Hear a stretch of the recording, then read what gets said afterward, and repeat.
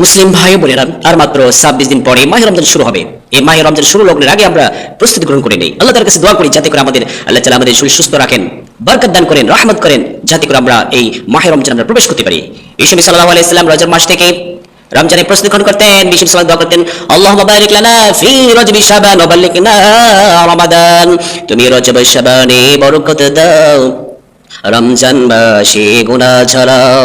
তুমি রজব শাবানে বরকত দাও, রমজান মাসে গুনাহ ঝরাও। আমি বিশ্বনবী সাল্লাল্লাহু আলাইহি সাল্লাম দোয়া করতেন, আল্লাহ আমাকে বরকত দান করো, রহমত করো, আর রমজানের পর্যন্ত পৌঁছে দাও। বিশ্বনবী সাল্লাল্লাহু আলাইহি সাল্লাম রজব মাসে, শাবান মাসে আগে তিনি বিশ্বনবী সাল্লাল্লাহু আলাইহি সাল্লাম প্রস্তুতি গ্রহণ করতেন। বিশ্বনবী সাল্লাল্লাহু আলাইহি সাল্লামকে প্রশ্ন করা হলো, এ নবী, আপনি শাবান মাসে এত রোজা রাখেন কেন? বিশ্বনবী সাল্লাল্লাহু বলেন, ওয়া শারুন তুরফাউ ফিহি ফিল আমালি ইলা রাব্বিল আলামিন ফাহিব্বু আন ইরফা আলা ওয়া নাসাইম। বিশ্বনবী বলেন, সাবিরা শোনো, শাবান মাসে আল্লাহ তাআলার কাছে আমল নামায় জমা দেওয়া হয়, রব্বুল আলামিনের কাছে ফেরেশতা মণ্ডলী সকল আমল নামায় রব্বুল আলামিনের কাছে জমা দেওয়া হয়। বিশ্বনবী সাল্লাল্লাহু বলেন, আমি চাই আমার আমল নামায় আল্লাহ তাআলার কাছে রোজা অবস্থায় পৌঁছানো হোক। বিশ্বনবী সাল্লাল্লাহু আলাইহি সাল্লাম শাবান মাসে রোজা রাখতেন, আর আমরা শাবান মাসে 15 তারিখে আমরা হালুয়া রুটি, আমরা মিলাদ কিয়াম, তারপরে জিয়ারত নিয়ে আমরা ব্যস্ত আছি।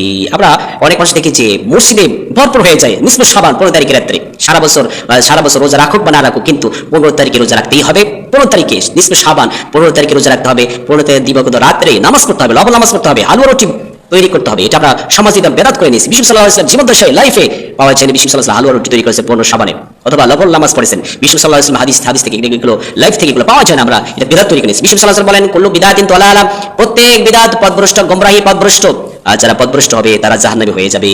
দাউদ বিশ্বনবী সাল্লাল্লাহু আলাইহি ওয়াসাল্লাম বলেন, মান কাযাবা আলাইয়া ফাকাদু মিনান নার। বিশ্বনবী সাল্লাল্লাহু আলাইহি ওয়াসাল্লাম বলেন, যে ব্যক্তি আমি যা করি নাই, কোন ব্যক্তি যদি মিথ্যা রূপান্তরিত করে নাই, সে যেন জাহান্নাম বানিয়ে নিয়ে নিল।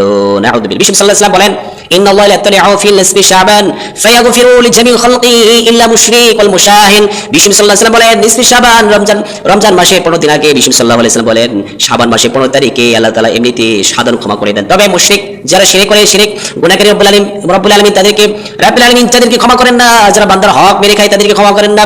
আর যারা অহংকার করে, অহংকারকারীকে রব্বুল আলামিন কখনো পছন্দ করেন না, আর রব্বুল আলামিন ক্ষমা করেন না।